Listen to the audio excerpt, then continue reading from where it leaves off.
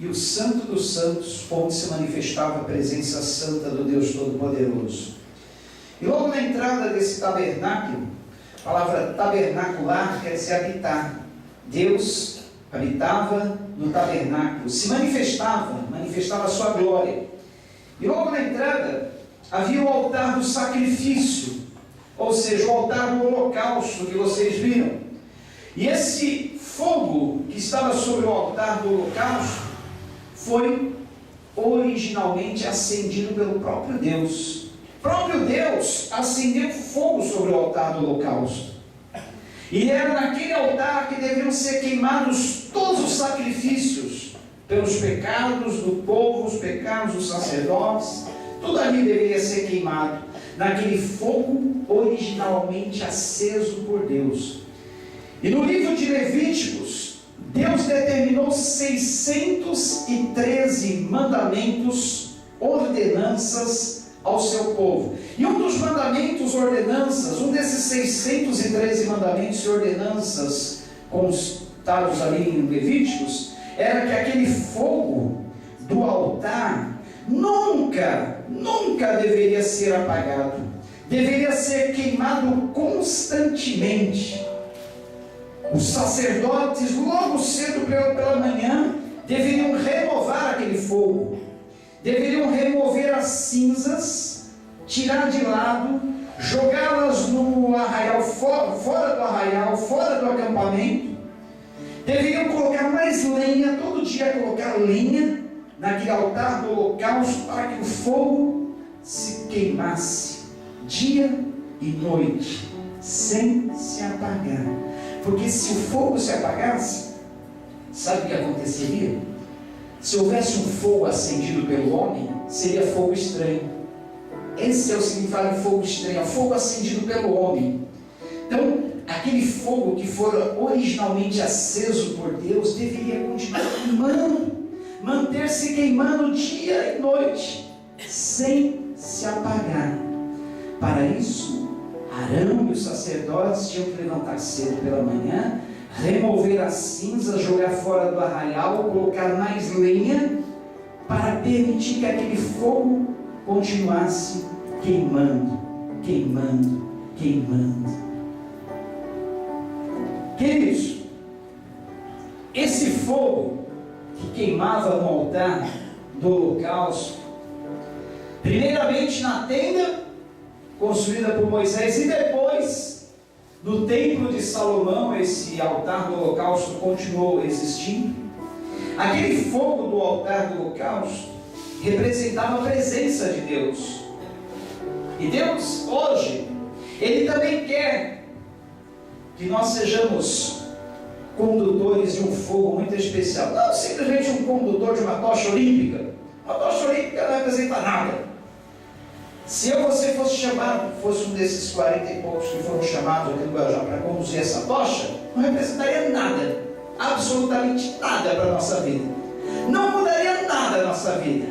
Não alteraria nada, não melhoraria nada para nós, pode ter certeza. Se você não foi chamado para conduzir a tocha, não se preocupe com isso, que isso aí não ia fazer diferença nenhuma na tua vida. Mas uma coisa é verdade: esse fogo que havia no altar do holocausto, Deus colocou na minha vida, colocou na tua vida, para nós conduzirmos diariamente. Esse fogo é um fogo especial que nós devemos conduzir e nunca deixar de se apagar em nós. Sabe qual é esse fogo? O fogo da presença de Deus, amém? Você tem esse fogo da presença de Deus na sua vida?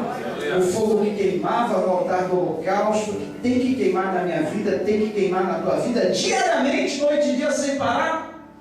Esse fogo está queimando aí? Tá? Você sente esse fogo arder no coração quando você canta, quando você louva, quando você adora, quando você fala as palavras de Deus. O salmista, ele disse no Salmo 45: o meu coração ferve com palavras boas.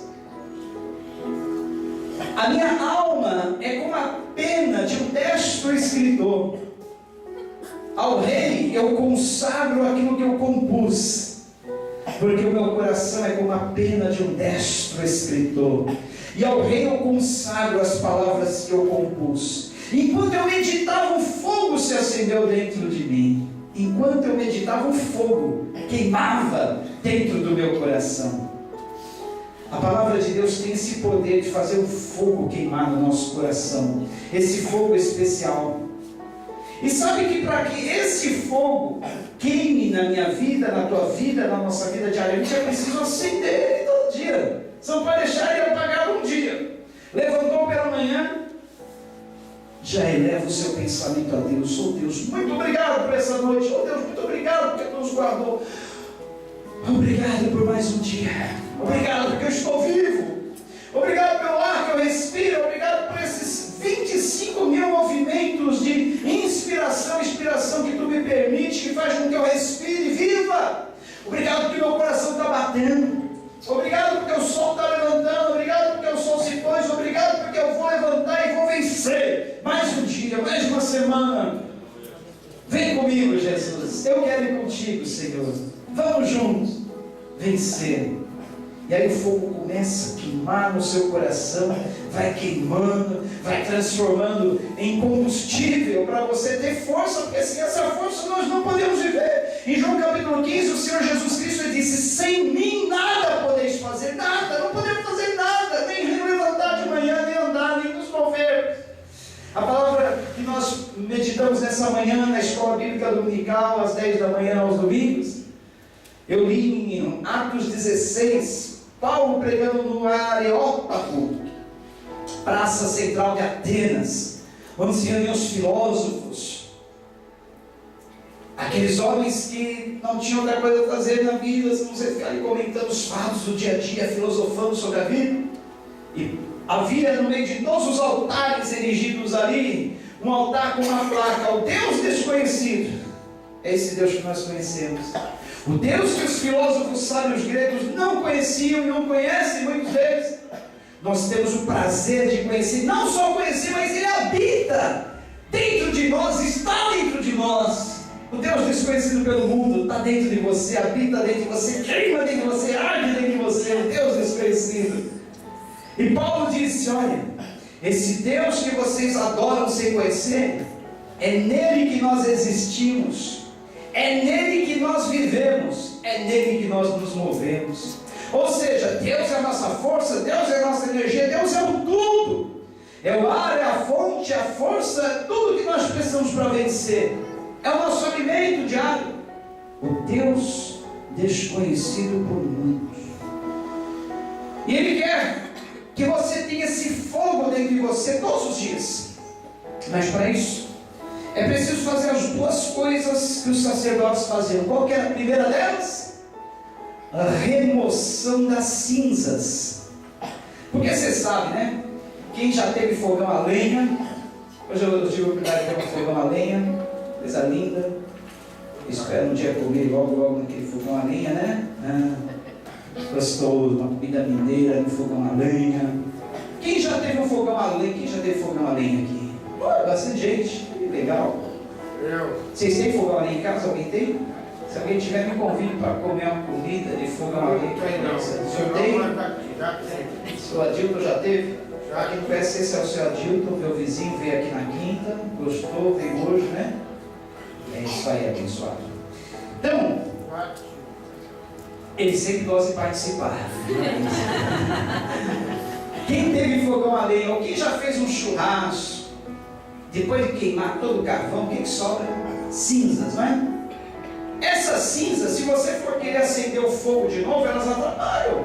Tem que tirar cinzas. E era o que o sacerdote fazia todas as manhãs: retirava cinza sobre o altar do holocausto e jogava fora do arraial. Por quê? Sabe por quê? As cinzas representam o pecado na nossa vida. Tudo aquilo que nos atrapalha, tudo aquilo que é empecilho, que é obstáculo, tem que ser removido. Tudo que era imundície, sujeira, não ficava dentro do arraial do povo de Israel, tinha que ser jogado fora do arraial. Esse é o significado das cinzas. Se as cinzas eram jogadas fora do arraial, porque é algo que não presta.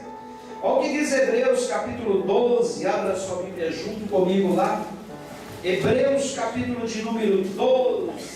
Olha só. O texto que tem por título: Deus disciplina os seus filhos, e diz assim: portanto, Hebreus 12, 1. Nós também, uma vez que estamos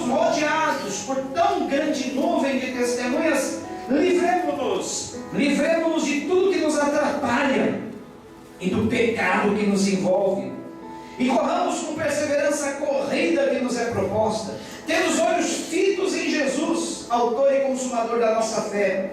Ele, pela alegria que lhe fora proposta, suportou a cruz, desprezando a vergonha, assentou-se à direita do trono de Deus. Pensem bem naquele que suportou tal oposição dos pecadores contra si mesmo, para que vocês não se cansem nem se desanimem. Na luta contra o pecado, vocês ainda não resistiram até o ponto de derramar o próprio sangue. Vocês se esqueceram da palavra de ânimo que ele lhes dirige como a filhos? Meu filho, não despreze a disciplina do Senhor, nem se magoe com a sua repreensão, pois o Senhor disciplina a quem ama e castiga todo aquele a quem recebe como filho. Suportem as dificuldades, recebendo-as como disciplina. Deus os trata como filhos. Ora, qual filho que não é disciplinado por seu pai? Se vocês não são disciplinados e a disciplina é para todos os filhos, então vocês não são filhos legítimos, mas sim ilegítimos.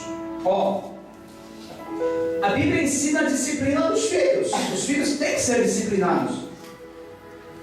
E quando são disciplinados é porque são filhos. A mesma coisa nós com Deus. Se Deus nos disciplina é porque somos filhos dele. Devemos por isso ficar alegres.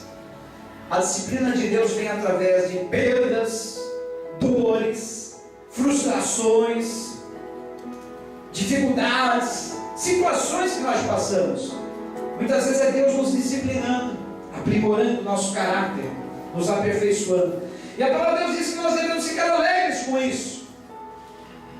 E por sua vez nós devemos afastar da nossa vida, remover da nossa vida tudo que é pecado, tudo que é empecilho, tudo que é embaraço.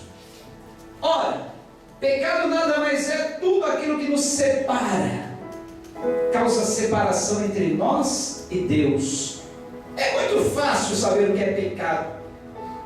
Pesou na consciência, doeu, sentiu. Nós temos uma consciência que nos acusa. Qualquer coisinha que nós fazemos errado, você pode sentir que é pecado, com certeza. Esse dispositivo Deus deu a nós. E para que esse fogo do altar do Senhor, o altar é a nossa vida, para que esse fogo queime constantemente no altar da nossa vida, tem que ser removido as cinzas do pecado, porque senão atrapalha o fogo de queimar. O fogo não vai queimar como deveria. Vai ficar um fogo meio apagado. Vai ficar um fogo como que uma chama quase se apagando. E Deus não quer que essa chama se apague na nossa vida. Não quer. Tem que ser removida as cinzas do pecado. Remova na sua vida. Olha. Tudo aquilo que você vê que está te atrapalhando é pecado, é incômodo, tudo aquilo que esteja causando obstáculo, embaraço na tua vida, remove, se livre, se liberte. Peça a Deus para que Ele ajude. Esse é o primeiro passo para o fogo queimar na nossa vida constantemente. O segundo passo, sabe qual é? Os sacerdotes tinham que diariamente, todas as manhãs, colocar o que no fogo? Mais lenha. Sem lenha, o fogo não arde, o fogo se apaga.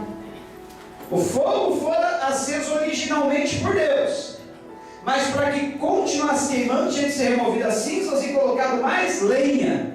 Eles tinham que sair à procura de lenha e queimar. O que é a lenha na nossa vida? Que queima e faz com que o fogo continue aceso. A palavra de Deus é um dos principais combustíveis para fazer o fogo queimar no altar da nossa vida. E o próprio salmista diz, Salmo 45, enquanto eu meditava, um fogo se acendia dentro de mim. Na meditação da palavra, um fogo. E ele aproveitou aquele fogo para compor um lindo salmo ao Senhor. Ele falava, meu coração transborda de amor por ti. Meu coração é como a pena de um destro escritor. E a ti, ó Rei, eu consagro aquilo que eu compus. Coisa linda, né? Então é esse fogo da palavra de Deus que tem que queimar nosso coração. Quanto tempo? Quantos dias? Semanas? Não vou falar meses. Às vezes você fica distante da palavra de Deus. E nós temos hoje em dia tanta facilidade de carregar a Bíblia no celular, carregar a Bíblia no tablet, carregar a Bíblia em qualquer aparelho de bolso, a qualquer momento, a qualquer hora do dia. Tem versículos aí correndo solto pelas redes sociais. O contato que nós temos com a palavra é muito grande, a facilidade é muito grande, causa inveja aqueles países fechados, comunistas, que para ler uma página da Bíblia, às vezes eles têm que fazer uma fila de meses de espera, para poder levar uma página da Bíblia para casa, para se deliciar com aquelas palavras, porque é proibido a leitura da Bíblia nesses países. E nós temos a Bíblia com tanta facilidade. E a meditação na palavra de Deus é um dos principais combustíveis para queimar na nossa vida. O combustível da palavra de Deus está em teu coração. Está faltando essa lenha, não? Essa é a lenha que queima, que faz com que a nossa chama permaneça acesa. Medite na palavra de Deus, leia a palavra de Deus, fale a palavra de Deus, declare a palavra de Deus, pense, rumine a palavra de Deus. A palavra de Deus deve ser ruminada na nossa vida. Sabe o que é esse movimento da ruminação? O herbívoro, ele come a comida, volta para a boca, vai para o estômago, volta para a boca, fica naquela constante mastigação. Assim é na nossa vida a palavra de Deus. Devemos estar sempre mastigando, comendo, incluindo, deglutindo e se deliciando com as delícias da palavra de Deus. Amém? Um outro combustível para manter essa chama do nosso coração acesa é a oração. Paulo, na carta que ele escreveu aos Tessalonicenses, lá no capítulo 5, ele fala: orar sem cessar. Finalzinho do capítulo: orar sem cessar. Não devemos parar de orar. Ou seja, em todo tempo, em todo momento, né, senhor Dilton? Seja em pensamento, seja ali andando, seja falando com alguém, seja fazendo o nosso trabalho, qualquer coisa que estivermos fazendo, o pensamento tem que estar na oração. Senhor, abençoa para que isso que eu estou fazendo dê certo. Senhor, abençoa aquela pessoa que eu estou vendo lá no lado da rua. Senhor, abençoa aquela pessoa que agora estou pensando nela. Senhor, essas orações têm um valor muito grande para Deus. Você não precisa estar ajoelhado, você não precisa estar dentro de um templo, você não precisa estar em um lugar especial, uma posição especial. Em todo tempo, a qualquer momento, fazendo o que você estiver, você pode estar orando. E esse é um dos combustíveis que faz com que a chama do altar da nossa vida não venha a se apagar. Eu falei do combustível da palavra, eu falei do combustível da oração. Dois combustíveis que não podem faltar para que o fogo permaneça aceso. Agora eu quero falar com vocês quais são as 3 finalidades do fogo. Você sabe para que serve o fogo? Em primeiro lugar, o fogo ele aquece, não é verdade? Em dias frios, muita gente em lugares frios, eles costumam ter uma lareira dentro de casa para poder se aquecer junto ao fogo. Essa é uma das funções do fogo, aquecer, principalmente nos dias frios, é uma maravilha. A segunda função do fogo é iluminar. Alguém já teve uma lamparina, lampião, vela, que é mais comum? Quando você acende o fogo, principalmente quando acaba a luz, você acendeu o fogo na vela, ilumina, não ilumina? Tem a função de iluminar. O fogo ilumina, serve como lâmpada. E a terceira função do fogo, alguém já acampou no meio da mata? Alguém já passou uma noite acampado no meio da mata, no camping? Já? Beleza. Qual é a primeira coisa que devemos fazer quando estamos acampados no meio da mata? Acender fogo, porque o fogo protege contra animais. O fogo afasta feras e outros animais. Olha então, o fogo do Senhor, ele também tem essa tríplice função na nossa vida. Primeiro, o fogo do Senhor nos aquece. Segundo, o fogo do Senhor nos ilumina. Terceiro, o fogo do Senhor nos protege contra os ataques do inimigo. Não é mesmo? Então, olha a importância do fogo na tua vida. Olha a importância do fogo na minha vida. Por isso que esse fogo não pode se apagar. Porque se o fogo se apagar, vamos estar sem proteção, sem iluminação e sem aquecimento. Alguém é doido de ficar desprotegido, no escuro e sem ser aquecido no frio? Não. Todos nós temos essa consciência. Temos que estar protegidos, aquecidos e iluminados. Essa é a função, a tríplice função do fogo na nossa vida. E para que esse fogo continue queimando, nos protegendo, nos iluminando, nos aquecendo, é preciso manter a chama acesa. Aquela chama que primeiramente Deus colocou na tua vida, aquela chama que primeiramente Deus acendeu em você, tem que ser renovada todos os dias, todas as manhãs. Você não pode sair de casa sem estar com fogo aceso dentro de você. E para isso temos que remover as cinzas do altar e temos que queimar mais lenha, mais lenha. Lendo a palavra, meditando na palavra e orando em todo tempo. Agora, queridos, uma outra maneira de nós mantermos esse fogo aceso é fazermos isso que nós estamos fazendo aqui nessa noite. O que nós estamos fazendo aqui? Reunidos, congregando. Veja o que está escrito em Hebreus, capítulo de número 10. Já estamos terminando. Hebreus, capítulo de número 10.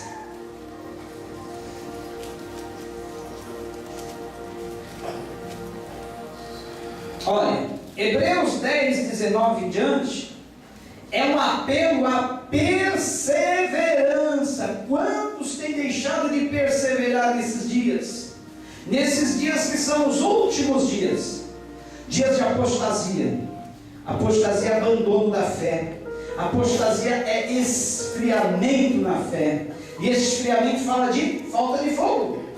Então nós estamos vivendo dias de apostasia, dias de esfriamento, dias de distanciamento de Deus. Isso é antigo, já desde o primeiro século havia esse problema na igreja. E o autor da carta aos Hebreus, no capítulo 10, ele faz esse apelo à perseverança, dizendo assim, a partir do versículo 19: portanto, irmãos, temos plena confiança para entrar no Santo dos Santos, pelo sangue de Jesus, por um novo e vivo caminho que Ele nos abriu, por meio do véu, isto é, do seu corpo. Temos, pois, um grande sacerdote sobre a casa de Deus. Sendo assim, aproximemo-nos de Deus, com coração sincero e com plena convicção de fé, tendo os corações aspergidos para nos purificar de uma consciência culpada, e tendo nossos corpos lavados com água pura, apeguemo-nos com firmeza à esperança que professamos, pois aquele que prometeu é fiel. E consideremos-nos uns aos outros para nos incentivarmos ao amor e às boas obras. Agora, versículo 25: não deixemos-nos de reunir-nos como igreja, segundo o costume de alguns, mas procuremos encorajar-nos uns aos outros, ainda mais quando vocês veem que se aproxima o dia. Amém? Até aí. Há uma corrente nesses dias de hoje que diz assim: olha, eu não preciso de igreja para ser um cristão, eu posso ser um cristão em casa. E quantos desigrejados, desigrejados tem por aí? Pessoas que pararam